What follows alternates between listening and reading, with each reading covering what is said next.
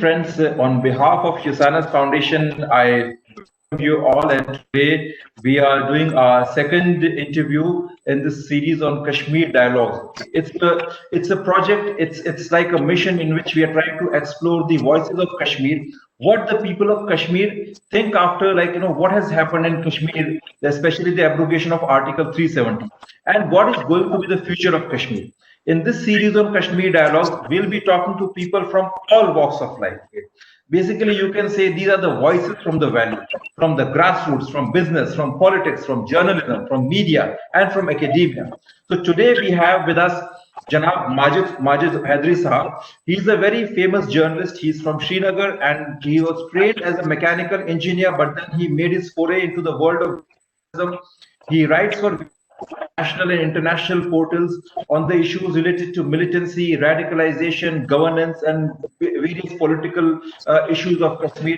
He appears on various TV channels on issues related to Kashmir. So today we have with us Mr. Majid Hadri Sahab to enlighten us with his deep insights on the issue of Kashmir. Welcome, Janab Majid Hadri Sahab. Thank you, Abhinavji. Thank you. Thanks for inviting me to this very prestigious kind of a debate on Kashmir. Yeah, thank you. So today, by my Siberian look, we are into -7 degrees. So you may by my Siberian look at the moment. No, this looks perfect.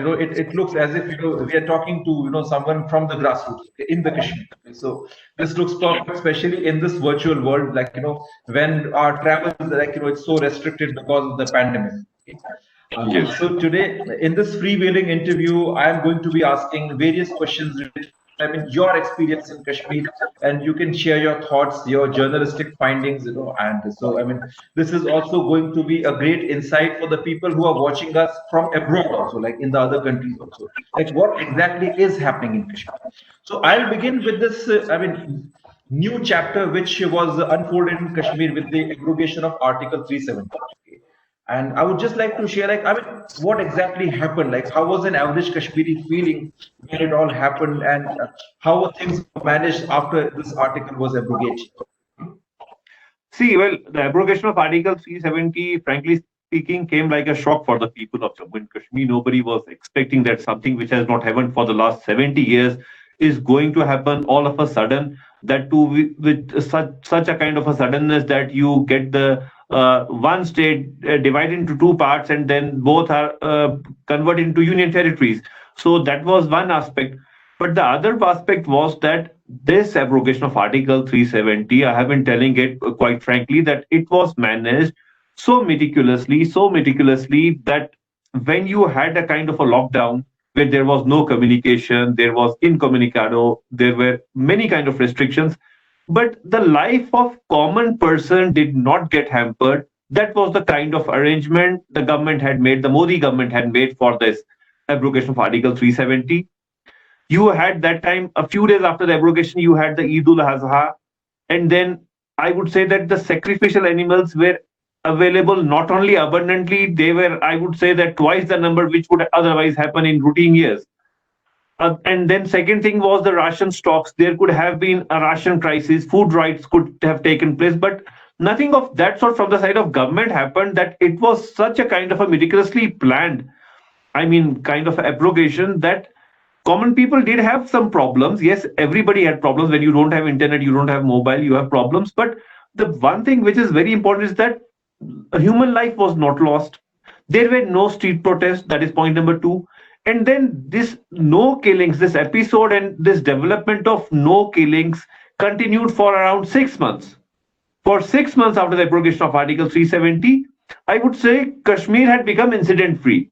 Yes, there were restrictions, there was lockdown, there was incommunicado, people were into kind of problems because of the communication problem, which we still have. We still don't have that decent connectivity of 4G or otherwise.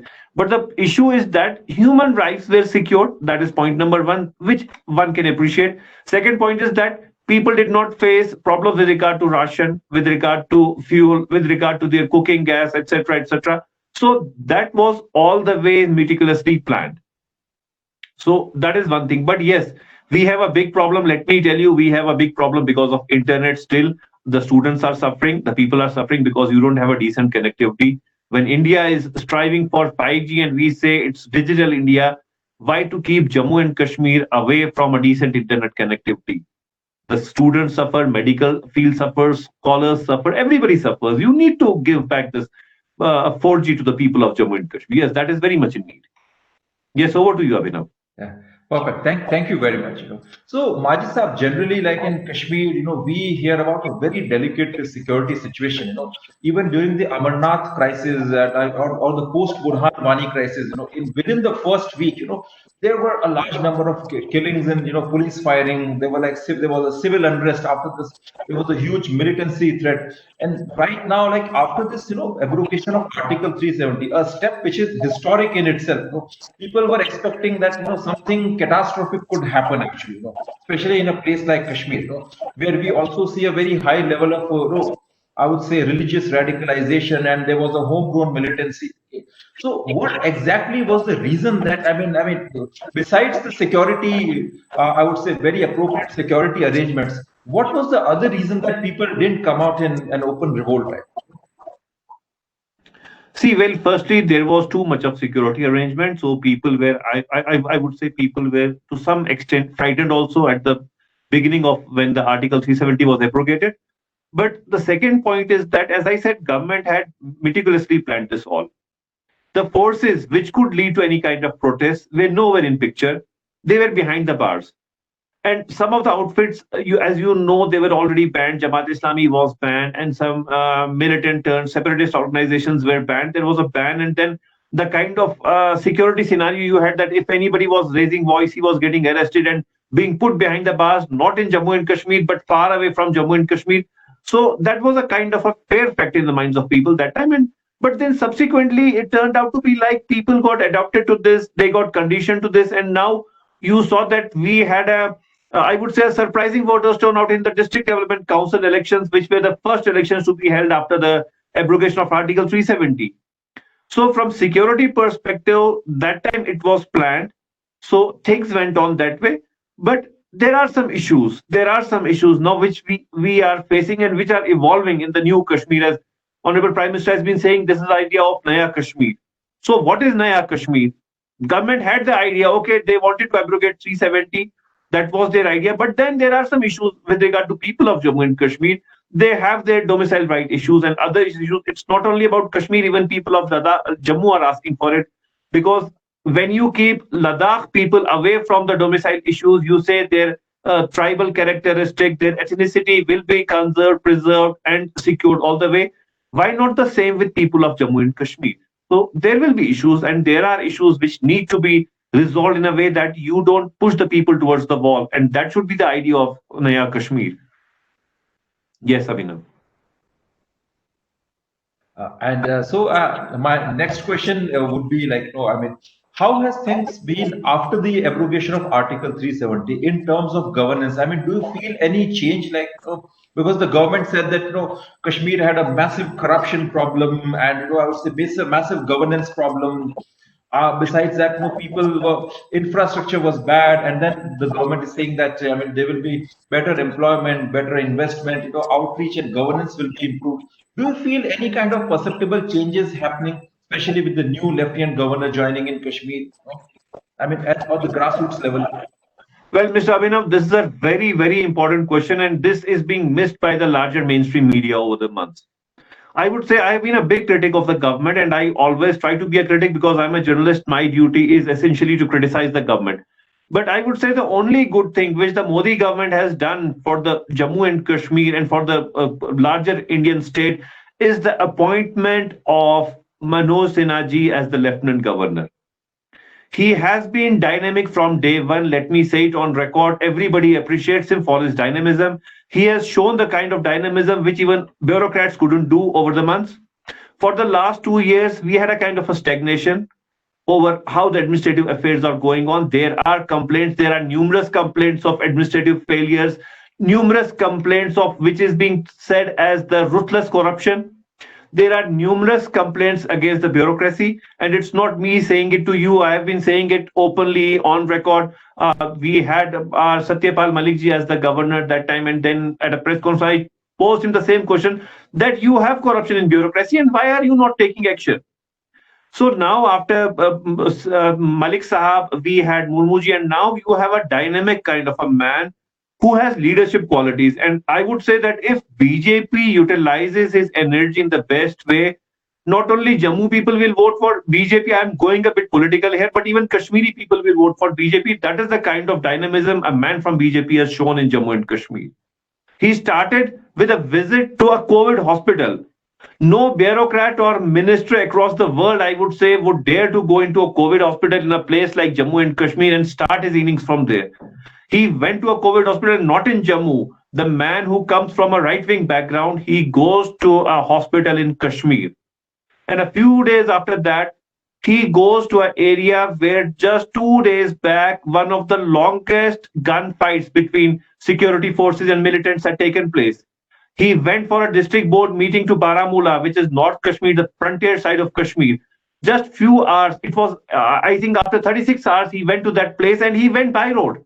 This has never happened in the last 30 years of armed conflict that you have ahead of the state or the union territory, going to some frontier district by road, that too after a massive gunfight having taken place. So that was the kind of dynamism. And then from the religious perspective, he comes from a right-wing Hindu background. So what he did, he went to Hazratbal Shrine, which is considered one of the most sacred shrines in Jammu and Kashmir. It is in Kashmir. He went there, and what was different about him was that he removed his slippers at the main gate, where otherwise everybody wears the slipper. So that those are the kinds of gestures he has been showing. And then he went to forward posts along, not only along the frontier, even along the Jammu borders, on the international borders. He even went to Mata Vaishno Devi.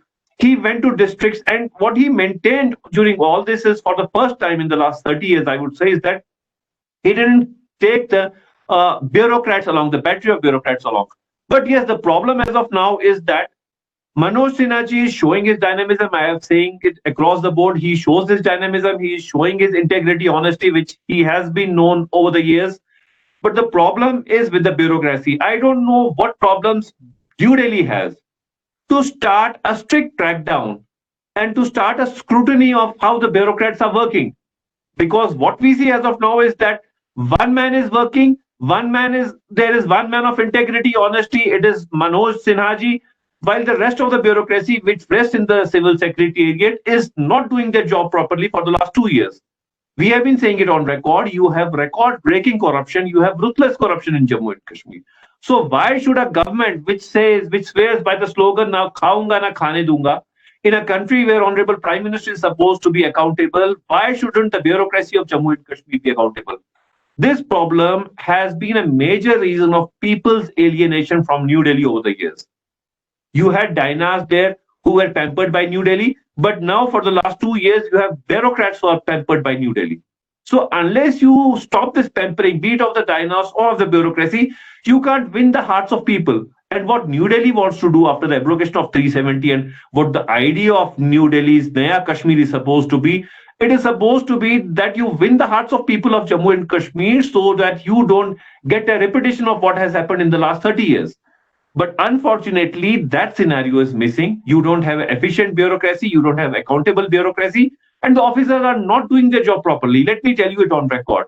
Bureaucracy is not doing its job in compatibility with the kind of a lieutenant governor you have brought in. So it is something for the New Delhi to look into, because if this is the idea of New Kashmir to have peace and prosperity, sustainable peace and prosperity, you can't get it without making your bureaucrats accountable, be it in civil, police, or administration, both in civil and police administration. You have to bring in accountability so that people get benefited. And that is why you have brought somebody like Manoj Sinha into picture. Yes, Abhinav. Yeah. Thank you, Majid. These are very, very insightful, I would say, thoughts. And, in fact, I'm also getting to learn a lot. Coming back to your idea of, this corruption being a major problem and misgovernance being a major problem, alienation. I really remember because, I think when Mr. Satyapal Malik was the governor, there was a video which was played by one of the major primetime channels. I think it was Republic TV, in which in the heart of Pulwama city, which was the hotbed of militancy, I think Governor Saab had, got some kind of a, electricity problem fixed, and people were chanting slogans, Governor Saab Zindabad, Governor Saab Zindabad. which actually means that this governance problem and the corruption problem is a major cause, in fact, rather a root cause of alienation. And I mean, this has been rather neglected over the years, this aspect of the problem. So my next question is that, what kind of changes do you see in terms of governance, in terms of policy measures, and what should be done in the future? Like you raised one question, one issue of replacing or bringing in a good bureaucracy.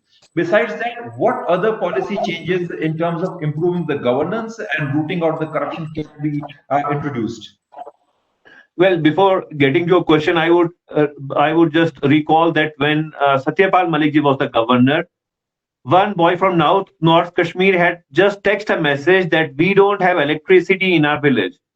And getting electricity to their village would take around 3-4 months more. But what Satyapal Malikji did, he got a generator installed in their village so that remote area, that remote family gets electricity. So that is the kind of attitude your governor or the lieutenant governors are showing. But then see, why did you have militancy in Kashmir? It was essentially because of corruption. There was a kind of rigging in 1987, which we'll again see as corruption. And then there has been 70 years of corruption. The common Kashmiri has not been benefited by the kind of incentives New Delhi has given to Jammu and Kashmir for the last 70 years. Not thousands of crores, lakhs of crores have been spent in the name of Jammu and Kashmir. But where did that money go for the last 70 years? There was no accountability because no government in New Delhi wanted to make the Dinas or whosoever was ruling Jammu and Kashmir accountable on that front. So that remained the cause of alienation, that people feel alienated, that they feel that New Delhi never responded to what they wanted. New Delhi only responded to what the politicians in Jammu and Kashmir wanted. And that was the major barrier between New Delhi and the people of Jammu and Kashmir. But unfortunately, even after the abrogation of Article 370, the same is continuing. And then you can't ignore, see, we can say there are Dinas, they looted, they ruled Kashmir, whatever, but they are politicians. There is a political vacuum in Jammu and Kashmir for the last 1 year. And let me tell you frankly, the government, which we can say that Honorable Prime Minister is honest, Honorable Home Minister is honest, why should a government where you have prominent faces as being honest resort to anything which brings in kind of element of rigging in elections or corruption in elections? Recently, elections were held, the district government council elections were held. Surprisingly, you had such a turnout of these voters that our government, the Union Home Ministry and the other forces in government, they have brought in some foreign journalists to go for a coverage. So the government which was stopping foreign journalists from coming for coverage today is inviting journalists for a coverage because you had that kind of a brilliant, kind of a surprising kind of a voters turnout. But the problem is that in the same elections, you have complaints of rigging. You have complaints of fake CASOs being carried out. You had a complaint, an open complaint that in Shupian, North Kashmir, which has been a hotbed of militancy in the past, a complaint coming in that on the day of election, a fake kind of a CASO, coordinated search operation was staged in Shupian where no encounter took place. Nobody was arrested. There was nobody there. It was done only to benefit. I don't know whom to benefit, but there was a kind of an element of rigging there. So why should a government which is globally known for its honesty, go for any kind of a rigging or corruption in elections? Or why to support any political party, particular political party? See, if you have to win the hearts of people, you have to show it through elections. Democracy is the best way to win the hearts of people and to give an element where you have a kind of honesty. So why not to have a fair electoral atmosphere in Jammu and Kashmir? This time you don't have. You have arm twistings in place. See, I will tell you one thing. New Delhi had the meticulous plan to abrogate 370 and 35A, but it has no plan further. It is like they are groping for ideas. You sometimes go for DDC elections and then you look for your B teams. Why should BJP look for any B team? Why, if BJP is so confident, why is BJP not grooming its own team in Jammu and Kashmir for that matter? Why should you have B team and let every team prosper? Because that is the idea of Indian democracy. You can't stop anybody. You can't go for arm twisting. You can't steal anybody's property. You can't jail some politician just because he has been from the side you don't agree with. Let everybody get a free chance. Even if some separatists want to join into the electoral fray, let they too get a fair chance, and that will only be possible when you show your honesty in political spectrum. This time, you are not showing honesty in political spectrum. Maybe tomorrow some youth who are away from the government, who have taken some different path, maybe they too want to join the process of democracy. But that won't be possible if you don't show an honesty in democracy. This time, honesty in democracy is not being shown. There was a turnout of people in this district development council elections, but there was not the kind of fairness which is expected from somebody like Prime Minister Narendra Modi ji. I have been telling it on TV debates also that Modi ji needs to show his true honesty to the people of Jammu and Kashmir. And let me tell you, the people of Jammu and Kashmir are so emotional that if you win their hearts through honesty, optimism, you are going to win their electoral constituencies as well. That is how governments work, and that is how New Delhi should look towards Kashmir in future. Yes, Abhi. Thank you, Majid Sahab. Thank you. I mean, very, I would say, critical and very relevant insights. So you mentioned about this New Delhi not being not able to reach out to the people. 70 years of corruption elimination. So here, I would like to bring your attention, and I would like to know your thoughts on the role played by the local mainstream political parties. I mean, the people whom we call dynasts. Because even after the abrogation of Article 370, before that, when many mainstream political leaders were arrested, I was on a tour for my research projects in Kashmir, and I came across common people literally celebrating the arrest and detainment of the many politicians. And they would say that, fine, I mean, well, we don't like abrogation, or we are not really, we don't know that whether we are happy or we are unhappy, but yes, we know that that we have been looted and cheated by the local mainstream politicians, and there was a kind of revulsion and anger. Now, India being a federal state, there is a limitation to the power which a center can exercise. There are states, you have democracy, like in the states, you have to elect state governments. Would you like to throw some light on the role played by the local Kashmiri politicians? I mean, who had enough chances to improve the lot of the people? They are the sons of the soil. Why it all happened? I mean, why they did not? I mean, improve the lives of the people, and kind of played into the hands of various domestic actors and foreign actors. See, firstly, the regional politicians in Jammu and Kashmir, most of whom have been the dynasts, they were pampered by New Delhi. They did get their electoral position in Jammu and Kashmir, but they were always pampered by New Delhi because there was never a kind of accountability. And that is what people celebrated after their arrest. The people have been saying that they built their own golden castles, but they never bothered about the people of Kashmir. And the problem has been that New Delhi never wanted them to be accountable. But then using terms like dynasts, the government should not use terms like dynasts, because the same government has gone for an alliance with the dynasty in Haryana. You have your dynasts elsewhere also. You have your dynasts in Bihar also. So why to label them as dynasts in Jammu and Kashmir? This again gives the wrong picture to the international community. You should say they are politicians, and they are, I would say, they are corrupt like politicians elsewhere in the country. You have seen a bridge built in Bihar by the government there getting washed away in floods. So you don't have corruption only in Kashmir, you have corruption elsewhere also. But the kind of accountability which was needed in Jammu and Kashmir for the last 70 years was never there. And one more thing, the good thing about, I'm just reminded of one good thing about the abrogation of Article 370 is that now you were left with no gray areas. It were either white areas or black areas. That was the kind of idea Amit Shah ji had come forward with about Jammu and Kashmir, that there you'll be either with the black or with the white. There can't be any gray areas. But unfortunately, for the last few months, BJP is again bringing in those same gray areas. You had the BJP leaders at the national level saying that some of the Kashmiri businessmen are into relations with dynasts, with separatists, they have land grab, they have gone for this and that. And then ultimately, the BJP leaders from the national arena came to Kashmir and visited only those politicians and businessmen. So where do you have your honesty? You don't have your honesty everywhere. You have nowhere honesty in Kashmir. And then you don't know what to do on Kashmir. Your national spokesman of BJP says, your national spokesperson, Sanju Verma ji says that one businessman, he is a traitor, he is anti-national, he is involved in anti-national activities. And then the next day, her own national secretary goes and calls on the same businessman. So what you are telling the larger audience in the country? BJP, as I said, had a good policy and a good meticulous plan for the abrogation of Article 370. What they need to do forward, they don't know. it is just grappling and groping about clues to what should be the next move. Okay, DDC has worked, now what next?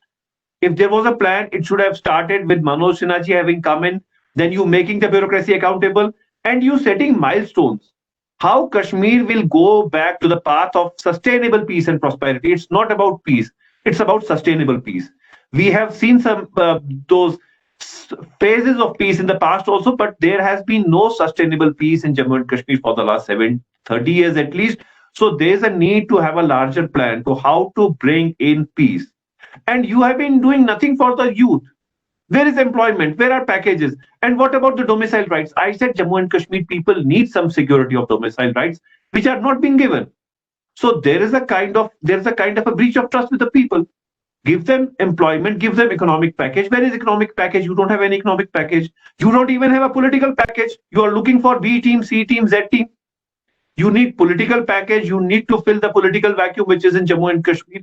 Let everybody try his luck. You try to groom some new politicians also. You try to make yourself also accountable, and you need to make yourself some kind of an element for the politics in Kashmir, which you are not doing at the moment. So this all needs to be done. And yes, one more important thing: how you decide your relation on Kashmir with your neighbors. Because Kashmir has been a nuclear flashpoint in South Asian politics. You can't ignore that, and you can't be able to ignore that in future as well. You will need to have a policy with your neighbors, with your immediate neighbors. What has been Indian state's policy with the Indian immediate neighbors? You don't have any good foreign policy at the moment with your neighbors with regard to how to resolve your internal issues. Kashmir and Ladakh have become such a problem that you have Chinese aggression very much on the Indian territory in Ladakh. How to tackle that? You have a kind of an aggression and infiltration from the other side also. You need to tackle those issues because those are the external factors who have been playing a significant and dominant role on the Kashmir scenario at least for the last 30 years. So what is your plan of tackling those two things, those two external factors? Till now, you had only one external factor from the western side. Now you have one even from the eastern side in the form of China. So what is the Indian state's policy? Because Kashmir can't be seen through a pigeonhole. It has to be seen in larger geopolitics of South Asia, where Kashmir still continues to be a nuclear flashpoint, as we have seen after the Pulwama and the Balakot incident. So government needs to have the plan B, not plan B, but part 2 of the plan. Okay, abrogation of Article 370 was phase 1 of that plan. What is phase 2 of that plan? Tackling and maintaining Kashmir internally and managing relations with regard to Kashmir externally. You need to have those two policies in hand at the moment. Yes, Abhinav, back to you. Thank you, Majid sir. I mean, you just mentioned, once again, I'm, just focusing a little bit more on the corruption. Okay?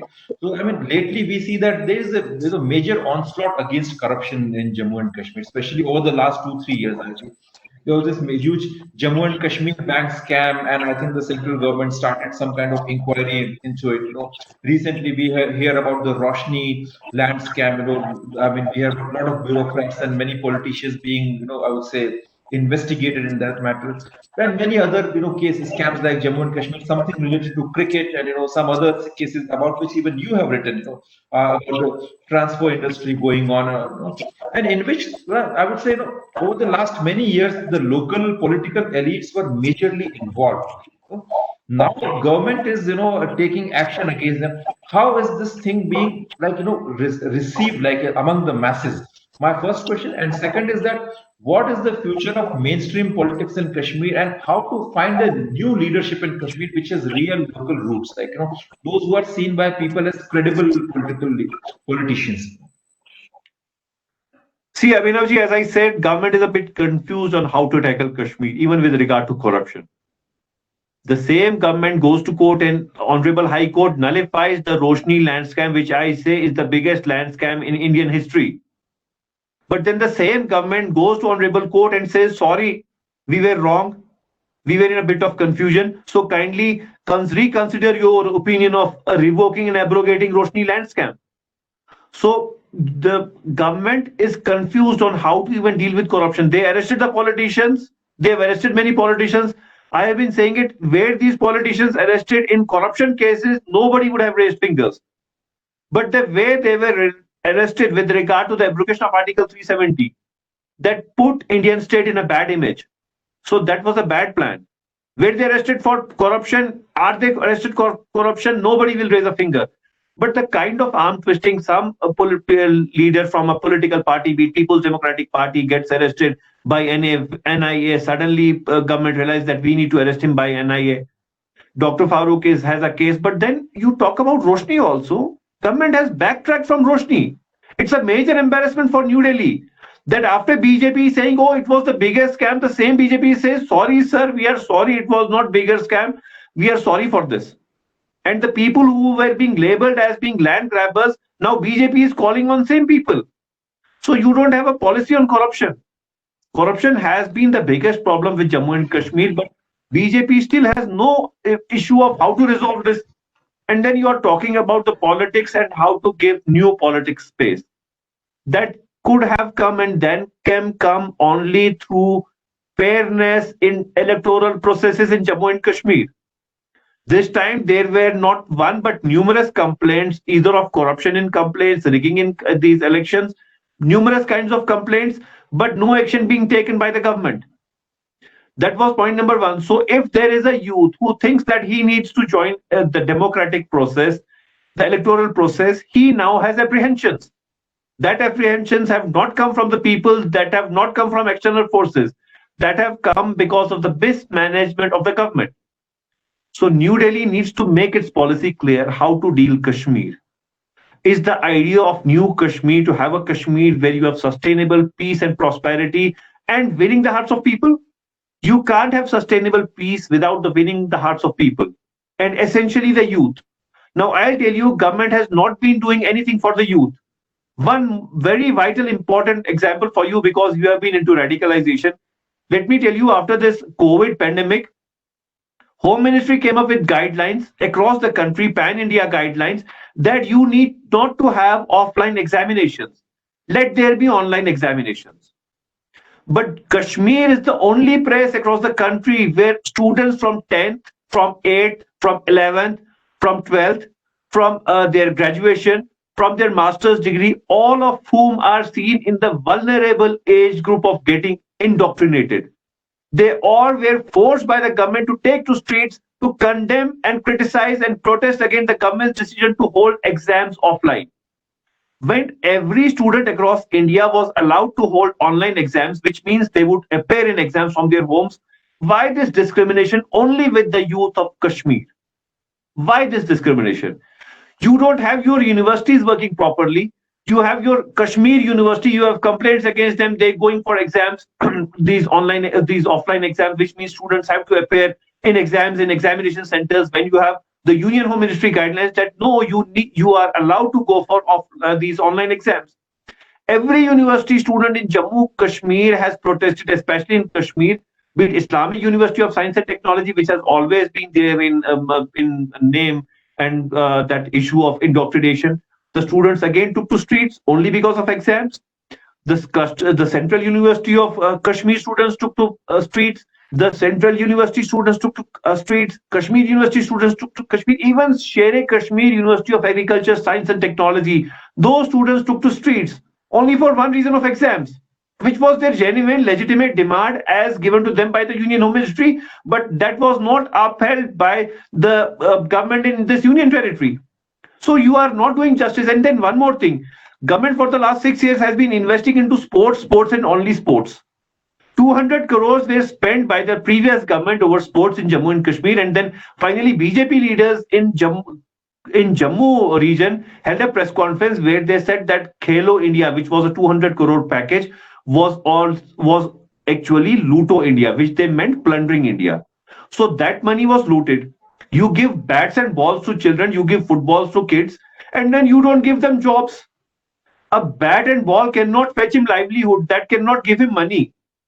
You are doing this because you know that there won't be any accountability of hundreds of crores being spent on bats and balls, because nobody is going to count bats and balls. But yes, if you come up with economic packages out of this money for the youth, that could be a better option, which unfortunately New Delhi is not doing. Every morning you see a tournament being held in every district, but nothing being done for the employment of youth, nothing being done how to give some kind of livelihood to the youth. I mean, better would have been to give this money to the unemployed youth. It could have been a scholarship for those youth. Why doesn't government start scholarship for the unemployed youth? Don't spend it on bats and balls, which are never given to those kids at the actually on the ground level. Give them some kind of scholarships. Why can't you have a special scholarship scheme for Jammu and Kashmir youth, at least to prevent them from indoctrination? Nothing is being done for the youth. You are, and yes, one more thing, you are coming up with the carnivalization of governance in Jammu and Kashmir. You have back to village program. Why do you need a back to village program? Is governance not supposed to be a 24/7 initiative and endeavor of the government? Why do you need to have a carnival, a 2-day carnival where bureaucrats will be available only for those 2 days of carnivalization of governance? Why this carnivalization? Because you need some video evidence of that to show it to New Delhi. हाँ sir, यहाँ पे तो सरकार चल रही है, everything is hunky dory है. Governance is not about a carnival. It's not a mela. Governance is a 24/7 endeavor, which is not being fulfilled. So you need to bring drastic changes. You need to bring drastic changes on the I would say on the contours of bureaucracy, on the contours of administration in Jammu and Kashmir. Then only you will be able to get back to what you want from Naya Kashmir. As I said, you this time are most fed up of the government. Why? Because some bureaucrats somewhere in a university didn't let them even go for online examinations, which were their legitimate right. Now, why is this being done? This is being done to show, sir, देखिए chaos है. There is a kind of chaos. Sir, there's a chaos in university. Students are protesting. Why do you need to keep chaos? This chaos has not been put by the youth of Kashmir. This has been done by the government. And government needs to think over it, sir. This is really bad on the part of government here. I must criticize it. Over to you. Thank you very much, Majid Saab. In fact, I'm feeling actually a little bit glad, because, I feel that the real issues of Kashmir are coming to limelight, and I mean, we are at least getting to know. All I understand is that, there's a situation where Kashmiri people, the local people, they think that New Delhi is not doing this, New Delhi is not doing that. And New Delhi thinks that, I mean, we are sending a lot of money, 80,000 crore prime minister's package, and it's all going waste. The local people are not implementing. And, I feel that, whatever grievances you just mentioned, there is a strong local element also involved, like the university management, local administration, local bureaucracy, which forms a major chunk of this mismanagement, alienation, and I would say a resentment and unrest among the people. I mean, and I think this really needs to be addressed. Yeah. I want to add something here. See, the educated youth who are undergoing education at the moment, who are in schools, colleges, and universities, all of them have been alienated by one wrong move of the government of holding their offline exams forcibly. Not because they wanted. They said, sir, we too are scared of pandemic. Our teachers are scared. Why to go for this exam? So you have basically Naya Kashmir, the first victim has been the youth have been alienated. The educated youth are being alienated. This is not something which has been done by New Delhi, but this is something which needs to be looked upon by New Delhi. Why are such things happening in Jammu and Kashmir that you are leaving a scope for indoctrination, and that to a legitimate scope? Tomorrow, if this youth picks up a stone, he has a legitimate kind of a grudge and grievance against the government, that even his legitimate voice was not heard. Thank you, Majid Sahab. Now I'll come back to another aspect of Kashmir issue. I would like to know your thoughts on the status of, I would say, Wahhabi radicalization in Kashmir. In between, there was this celebrity militant called Zakir Musa, who was talking a lot about caliphate in Kashmir, and he even, condemned the Hurriyat separatist leader, condemned Pakistan. And there was a huge following among the kids, 8 to 10-year-old children, 13-year-old children. That kind of radicalization was something which is totally unexpected from a place like Kashmir, which has been a center of Shaivism, a very kind of Sufism and a very liberal, Islam. So what do you think of, this radicalization in Kashmir? And added to that, another question: how do you see the increasing role of Turkey in the Kashmir's religious radicalization scenario, or even the political extremism scenario? See, Kashmir has been a conflict zone for over 30 years now, so you have multiple flavors of radicalization. And yes, one of them has been, as you spoke about, one particular sect being used for that. You spoke about Wahhabi radicalization in Jammu and Kashmir. But let me tell you that this very government has given land for Trans World Muslim University to the same sect.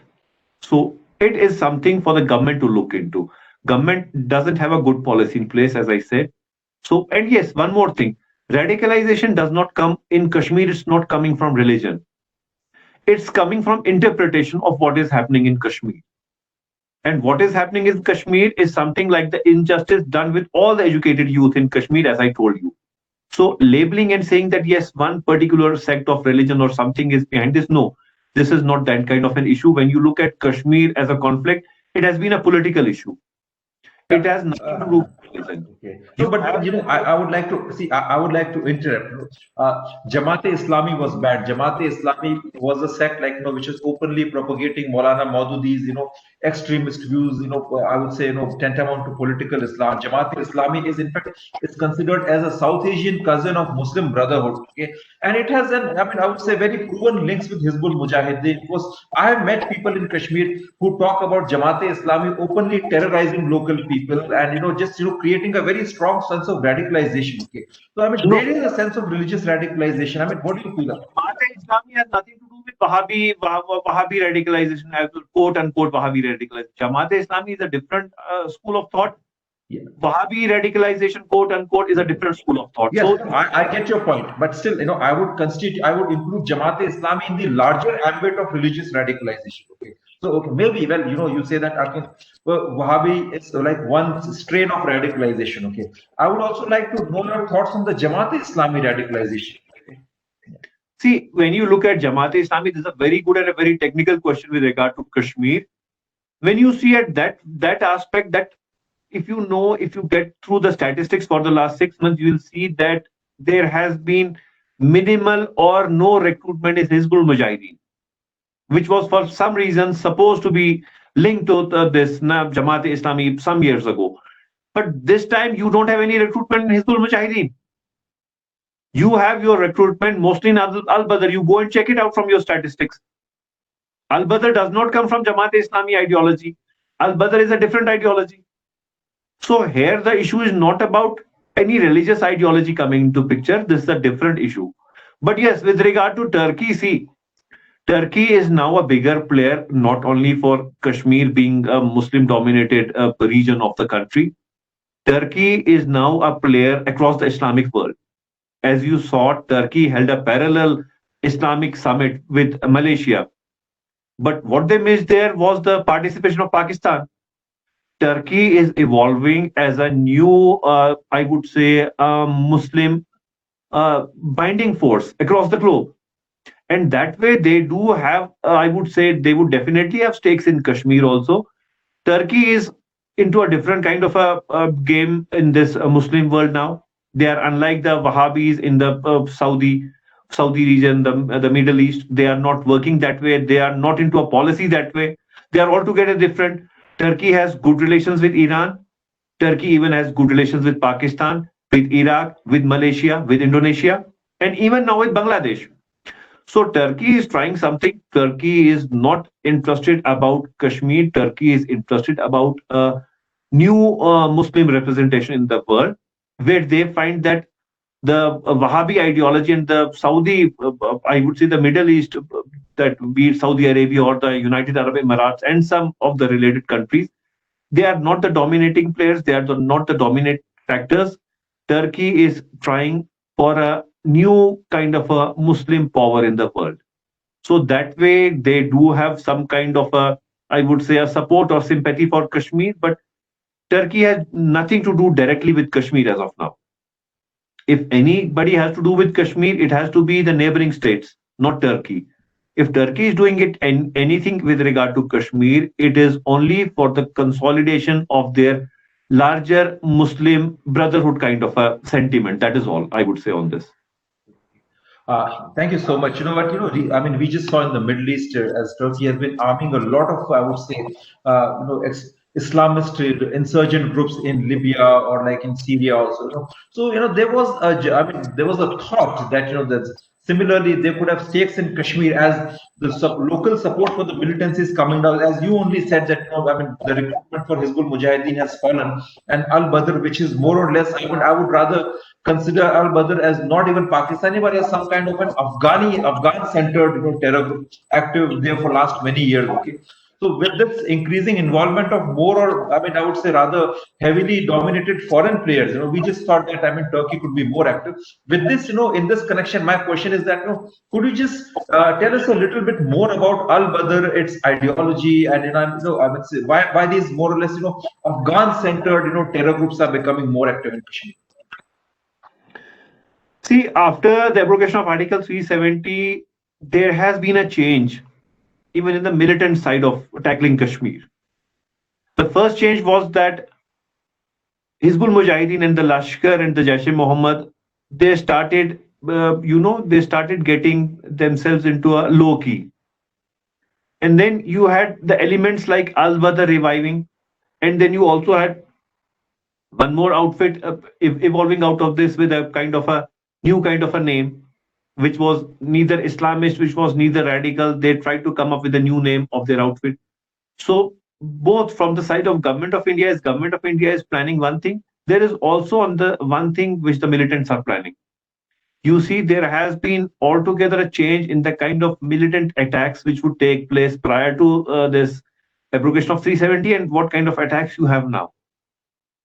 All the way, their strategy has also changed, and the other side, the resistance front for that matter, the resistance front is a new ideology. It is a new name, it's a brand new kind of an entity into militancy in Jammu and Kashmir. And then the infiltration side, if you look at, till now, till the abrogation of Article 370, you mostly had infiltration from the frontiers in Kashmir, which is LOC, line of control. But now, for the last 1 year, we have been seeing more of infiltration in Jammu and Kashmir from the international border, which comes in Jammu side. And then the modus operandi of infiltration is also changing. And then the stakes within Kashmir, within Jammu and Kashmir, also changing. You have factors from both the sides. You have the western factors, you have the eastern factors, both playing role. You talk only about Al Badr. There is the resistance front, which is again a big new player coming into this force. So these two are new forces, and maybe what we learned in the last few months is that those who are tackling them don't want to have a kind of a dominant of one outfit in Jammu and Kashmir. They are trying for new faces. They don't want to strengthen any one outfit in Kashmir, which may have been in the past. They are coming up with a new strategy. And that new strategy could have factors not only within the immediate neighborhood, they could have far behind that in the Middle East also. So that is an issue at the moment, yes. Perfect. No, and just so one more question related to this only. As you said that Kashmir, you only said that the radicalization in Kashmir has a very strong political angle also. So with especially these Middle Eastern or like Afghan-centric, very extremist kind of into Kashmir, will they be? Won't people resist? Will they be acceptable to the people of Kashmir? Who I have known as very liberal, intellectual kind of a community. See, what I, as an analyst on radicalization, has found out that Afghans are no more interested in Kashmir. You won't be having Afghan militants in Kashmir. That is my kind of a perspective on this issue. Why? Because for the last few years, we have not seen more of Afghans coming into Jammu and Kashmir. But because what the ideology of the Afghani people has been that people of Kashmir are not for this. They are into development. They are into prosperity. They are looking for their lives. They are looking for their futures. They are not like Afghani people. So Afghanis have observed something in Kashmir and they say this place is not compatible with our ideology. That is why you don't see more of Afghan militants in Kashmir. When did you last, you have been into this research on radicalization, when did you last time find any Afghan militant coming into Kashmir, infiltrating into Jammu and Kashmir? They have stopped it. You kindly check it out with your own statistics. They are not sending anybody because they say their ideology is just not compatible with the people of Kashmir. People of Kashmir want peace, prosperity, everything. They don't go by the kind of ideologies Afghans have. So Afghans directly won't have a role in Kashmir. That is my kind of an outlook on it. Yes. Yes, Abhinav. Yeah, perfect. So just one question, just digressing from this area, this maybe in a lighter way. What surprises us most is that these days we hear of BJP becoming a little more, I would say, popular in terms of presence, active, and even being received at various levels. I have come across people even in places like Pulwama, Shopian, the local people joining BJP, and even standing from the BJP tickets and all. I mean, though I wouldn't be completely surprised because there is a history which goes back to the era of Prime Minister Atal Bihari Vajpayee, who came with the idea of Kashmiriyat, Jamhuriyat, and Insaniyat. So there is this off and on or a love-hate relationship between the people of Kashmir and BJP. So how do you look at that? See, when you look at BJP as a party, people of Kashmir don't have much against the party except for its communal ideology. Barring communal ideology, BJP is a big player. And you have seen that in the recent district government elections, BJP played very tricky for its campaigning in the district government council elections. You had Syed Shahnawaz Hussain, a Muslim man from the National Party, as its main face for campaigning in Kashmir, and you had firebrand Anurag Thakurji as its main face in Jammu. So BJP maintained a kind of a balance. They knew how to do it. But yes, if you take out that communal element out of that party, BJP can be a big player in Jammu and Kashmir politics. But what prevents the people from the Muslim majority region from showing any kind of affinity, largely publicly, with regard to this party is that they have a communal stand. Barring that communal stand, people would say that this too is a good party. If you give the people the choice for the first time in the last 70 years to have peace and prosperity the way people, not the leaders, the so-called leaders, the way people want, that can be achieved by this party, but minus the communal politics. Because I also come from the same faith, I'm a Muslim by faith. I too say that minus their communal politics, BJP has a good future in Jammu and Kashmir, because if they go against what has never been done, which is essentially corruption in Jammu and Kashmir, BJP has a big future as a key player in the mainstream politics in Jammu and Kashmir. Irrespective of and regardless of what has been BJP's stand with regard to the special status of Jammu and Kashmir and what BJP did with the special status of Jammu and Kashmir. As a political party, it has a future, but it will need to bring some changes in its ideology, not only at the national level, but particularly with regard to Jammu and Kashmir and Ladakh for that matter. Because if you have one policy of domicile rights for Ladakhi people, you need to have the same kind of sympathy and consideration for the people of Jammu and Kashmir as well. And that is what the people of Jammu and Kashmir are watching at the moment. Yes, thank you. Thank you very much. So we spoke about a lot of things, okay, and I mean, just one more question. This is with a futuristic perspective. This is it has more to do with the attitude, a collective psychology, and a subconscious mind of Kashmiri people. So we hear stories of stone pelting. At the same time, we hear stories of Kashmiri people, going to the rescue of army men, like who are caught in some kind of an accidental situation or something like that. There is a Kashmir which celebrated Lal Deg, there was a strong Sufi tradition. Okay? So how do we revive them? I mean, I also heard about a case where, I was told that father of the Milton Burhan Wani visited Shri Shri Ravi Shankar's ashram and he stayed there for 12 days. I've come across many people in Kashmir who actually rever and worship Shri Shri Gurudev Shri Ravi Shankar Ji. He visits Kashrinagar, and there is, leave aside the official part, but at a very personal level, there is a kind of a bonhomie which we come across. Okay? So how to revive those Sufi and liberal, I would say, very spiritual traditions of Kashmir? I mean, what do you propose for that? I mean, to leave the baggage of conflict and militant radicalization behind and move towards a Sufi and a liberal future? Well, I beg to differ on one point that people of Kashmir are largely, it's a Muslim-dominated region, and Muslims don't worship anybody except Allah. So they don't worship any individuals for that matter. That is one kind of a correction from my side with regard to your perspective on this. I have a different perspective on this. But yes, for the revival of the Sufi traditions, there is a need to revive Sufi traditions, and people have been trying it at their respective levels. But you don't have a policy framework for this. It is government which needs to do something with regard to this as well. There needs to be a policy framework of how to deal with the society, how to deal with the youth, and how to deal with the cultural traditions. You need to revive everything, and that revival has to come through a policy.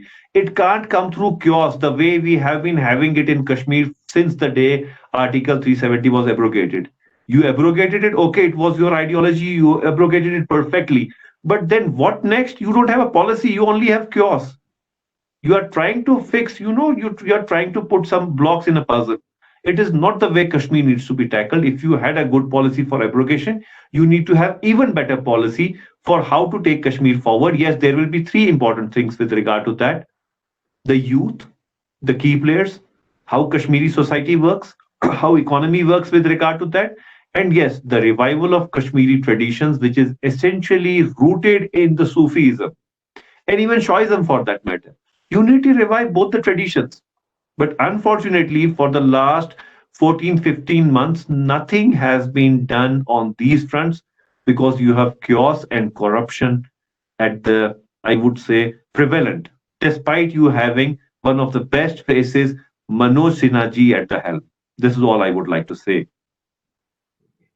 So I think we are moving towards the end of our discussion. In the end, I have one final question, or like second last question. Okay, how do we bring back the Kashmiri Pandits and just resettle them, because there is a very bloody history, and there is a bitterness. Like we all agree to that. Kashmiri Pandits are an inalienable part of Kashmiri culture. How do we bring them back? And how do we like resettle them in Kashmir? Say, Abhinav Saab, we have always seen Kashmir as paradise on earth. And then there can be no bigger pain than leaving paradise. And Kashmiri Pandits have suffered that pain of leaving the paradise. And I always say that we shared their pain because they had to go through many very difficult times. They are out of their paradise. Now getting them back is the biggest point and the biggest challenge for all. See, we look at BJP. BJP needs to be looked upon as a party which has ruled Kashmir in the last 30 years of conflict for the last 12 years now. So BJP has bigger stakes and bigger accountability with regard to what the party has done for the return of Kashmiri Pandits. See, it should not start through ghettoization. You can't make separate colonies and make them live as a state within the state. That has not to be the policy. You need to build the confidence in them to a level that Kashmiri Pandits start returning. Those who have faith in government and those who have faith in what the government has done with regard to abrogation of 370 is correct. They need to be told that you kindly come back to Kashmir now. Situation has improved. If people of Kashmir have been facing the death and destruction for the last 30 years, now if there is a chance of improvement, why shouldn't the Kashmiri Pandit brethren share that kind of an element? And you have, let me tell you, you have one big land chunk of Kashmiri Pandits itself, very much within Srinagar city, where from you can make the beginning. That land, more than 400-500 canals, which is around, I would say, 100 acres, more than 100-acre land, that lies very much behind your Badami Bagh cantonment. Why can't you make your beginning from there? That land belongs to Pandit community. Some families own that land. Why don't you go for some negotiation for that chunk of land and start from there? You can start. You need to start their return to Kashmir now. The time has come that they need to come back to Kashmir. One good thing about Kashmiri Pandits is that they have left Kashmir, but they have upheld their Kashmiri culture. Unlike of Kashmiris now no more speak Kashmiri. They no more look like Kashmiris. But Kashmiri Pandits have maintained that. So Kashmiri Pandits need to be brought back to Kashmir to revive those traditions as well. And it is responsibility of the government, because government now, BJP, will be accountable for its role in getting back Kashmiri Pandits. The time of rhetoric is over. Now it's time to practically show that Kashmiris are coming back. And if you bring them back, starting from that particular land, that won't be seen as a separate colony, because that land is already owned by Kashmiri Pandits, and that is open land, that is not under construction. You can start from there. And Kashmiri families, some Kashmiri Pandits have been living there. Why do you ignore that? You have some 25,000 Kashmiri Pandits still living in Jammu and Kashmir for the last 30 years of conflict. And they have been contributing towards Kashmiri society. You have Vijay Darji running the biggest school The iconic school DPS, he is running it very much in Kashmir because he has been in Kashmir. There is Vinod Vishanji running Kesar School of Colleges and Schools. He is living in Kashmir. He is contributing for Kashmir. Why doesn't he complain? So when Vijay Dharji can live in Kashmir, when Vinod Panditji can live in Kashmir, when Vinod Vishanji can live in Kashmir, when Amitabh Mattu and his family can live in Kashmir, why can't other Kashmiri Pandits come? Kashmiri Pandit brethren also needs to change their ideology that we need to come back. Vijay Dharji doesn't live in any security.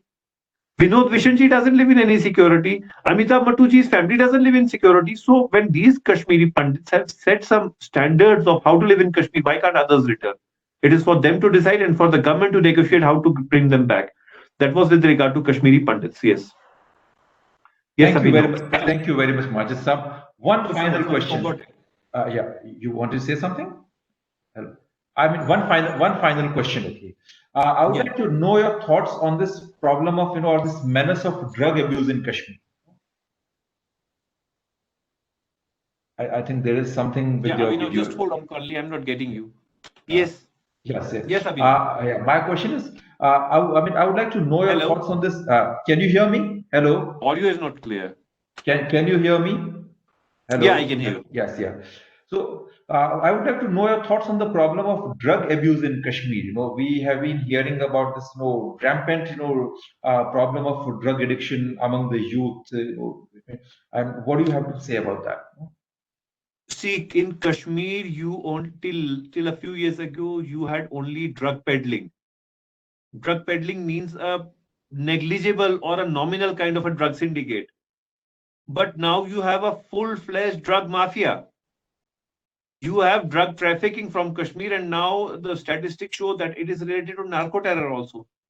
So there is some element of funding in that also. But the problem is that not much is being done on that. Barring one major historic achievement, which was done by the then Inspector General of Kashmir, SM Sahai Sahab, who built the first drug de-addiction center in Jammu and Kashmir for the first time. That was an iconic initiative by any police officer. Till then, not much has been done.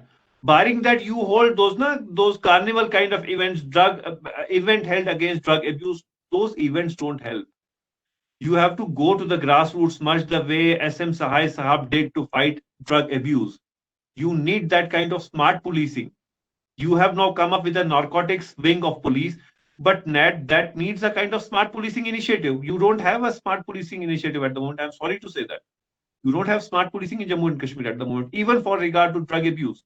So unless you bring in that element of smart policing, you won't be able to fight drug abuse, which is now about drug trafficking and drug mafia.